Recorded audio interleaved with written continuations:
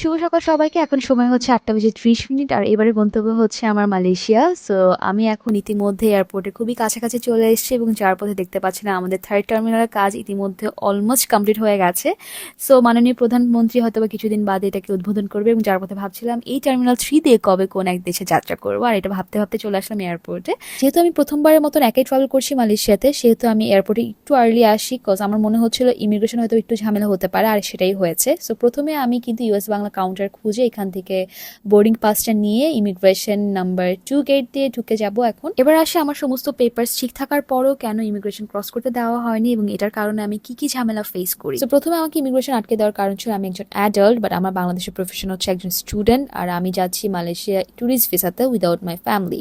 আমি ফ্যামিলি ছাড়া কেন ট্যুরিস্ট ভিসাতে যাচ্ছি, আমার সাথে আমার ফ্যামিলি নেই কেন, এটা হচ্ছে তাদের ডাউট। প্রায় ১.৫ ঘন্টা আমাকে এনকোয়ারি করা হয়, ৪-৫টা পুলিশ অফিসার আমাকে এনকোয়ারি করে। সো লাস্ট যিনি ছিলেন তিনি আমাকে বলেন যে আমার প্যারেন্টস সাথে কথা বলে দেওয়ার জন্য, যদি প্যারেন্টস ওকে বলে তাহলে নাকি আমাকে যেতে দিবে। ওকে ফাইন, দেন আমার প্যারেন্টস সাথে কথা বলে দিই, দেন তারা হচ্ছে ওকে করে। তারপর একদম লাস্ট মোমেন্টে আমি বোর্ডিং গেটে গিয়ে পৌঁছাই, বাট ততক্ষণে অনেক বেশি দেরি হয়ে গেছে। একটাও শাটল বাস ছিল না, যেহেতু ইউএস বাংলার বাংলাদেশ থেকে কোনো শাটল ব্রিজ দেওয়া হয় নাই। সো এখন যেহেতু বাস নেই, তো সেই ক্ষেত্রে প্রাইভেট কারে করে এখন আমাকে পৌঁছে দিবে ওরা। And I was the last passenger of this flight.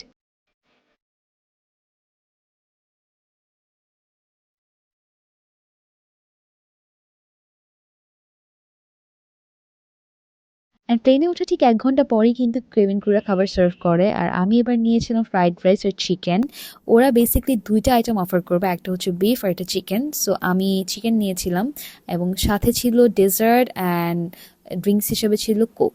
So আপনি কোক অথবা স্প্রাইট এটা কিন্তু আপনার নিজের ইচ্ছা মতো নিতে পারবেন, অ্যান্ড মিনারেল ওয়াটার সাথে ছিল। সাথে আমি যেহেতু একা গিয়েছিলাম, উইন্ডো সিট তো ছাড়া আমার চলবেই না, সেরকম একটা ভিউয়ের সাথে এখন আমি খাবারটা এনজয় করব। সো এবার চলো দেখে আসি খাবারের টেস্টটা কীরকম ছিল। সো আমি যেহেতু চিকেন আইটেম নিয়েছি, ওরা চিকেনের সাথে ডাল মাখনিটা সার্ভ করে। সো যখন আমি ডাল মাখনি আর চিকেন একসাথে মুখে নিই, the test was really good. Normally ফ্লাইটের খাবার আমার অত ভালো লাগে না।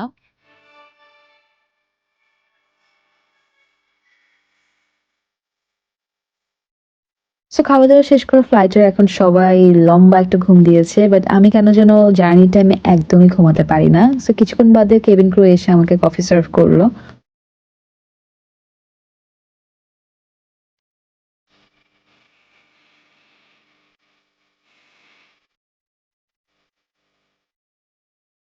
বেশ কিছুক্ষণ বসে থাকার পর আমি অনেকটা বোর হচ্ছিলাম, তো তারপরে দেখতে পেলাম আমার পাশের সিটে একটা সুইট কিউট একটা আন্টি বসা ছিল। তো তিনি হচ্ছেন মেইনলি মালয়েশিয়ান এবং তার হাজব্যান্ড হচ্ছে বাংলাদেশি। তো বেসিক্যালি তিনি বাংলাদেশে ঘুরতে এসেছিলেন। তো তার সাথে প্লেনে পরিচয় হয় এবং তিনি ভীষণ সুইট অ্যান্ড অনেক বেশি কিউট। তার নাকি ৩টা মেয়ে, দেখে একদমই মনে হয় না, অ্যান্ড অনেক বেশি জলি মাইন্ডেড। তো তার সাথে গল্প করতে করতে আমরা হচ্ছে কুয়ালালামপুর পৌঁছে যাই। তো এটা হচ্ছে প্লেনের উপরের ভিউটা, মেইনলি এটা হচ্ছে কুয়ালালামপুর সিটির ভিউ।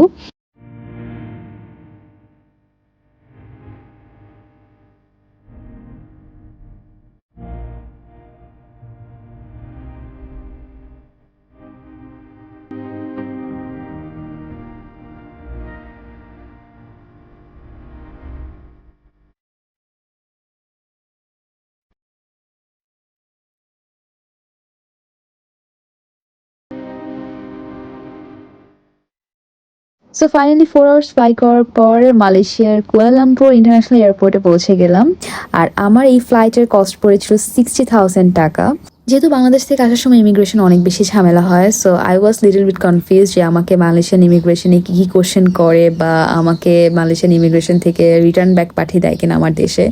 সো দেখা যাক কী হয়।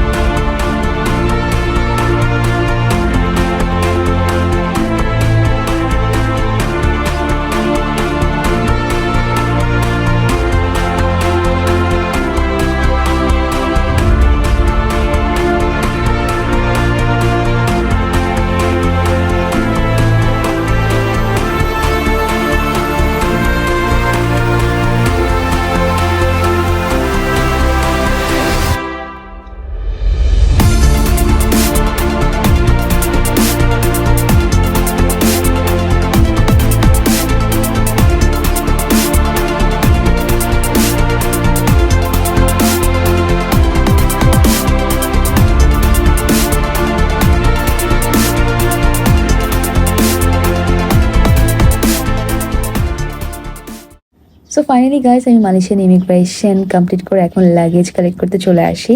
সো আমাকে ইমিগ্রেশনে তেমন কোনো কোশ্চেনই আস্ক করা হয় নাই। দ্য ফার্স্ট কোশ্চেন ওয়াজ আমার এখানে কোনো রিলেটিভস আছে কিনা। My answer was no. And second জিজ্ঞেস করে আমি কতদিন থাকছি এবং কবে ব্যাক করছি।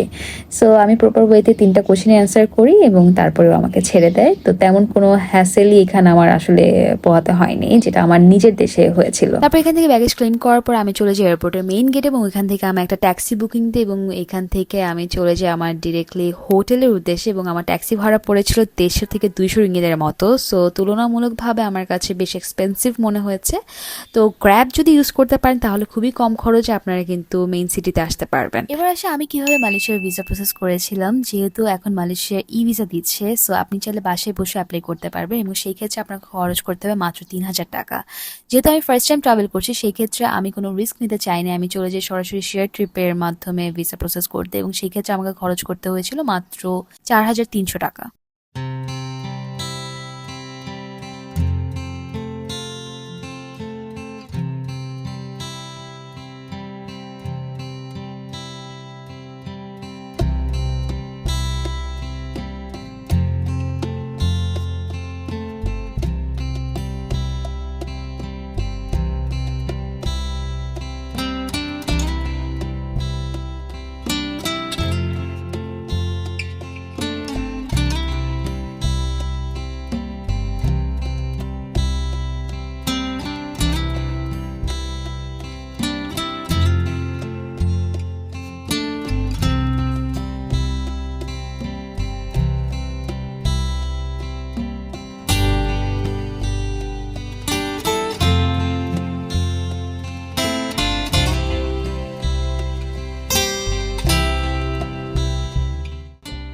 সো গাইজ আজকের ব্লগ এই পর্যন্ত। আমার মালয়েশিয়ার সেকেন্ড ব্লগে আমি তোমাদেরকে দেখাবো আমি কোন হোটেলে উঠেছি এবং কি কি ফ্যাসিলিটিস ছিল, সবকিছু থাকছে আমার সেকেন্ড ব্লগে। Till then good bye everyone, টাটা, টেক কেয়ার, গুড নাইট।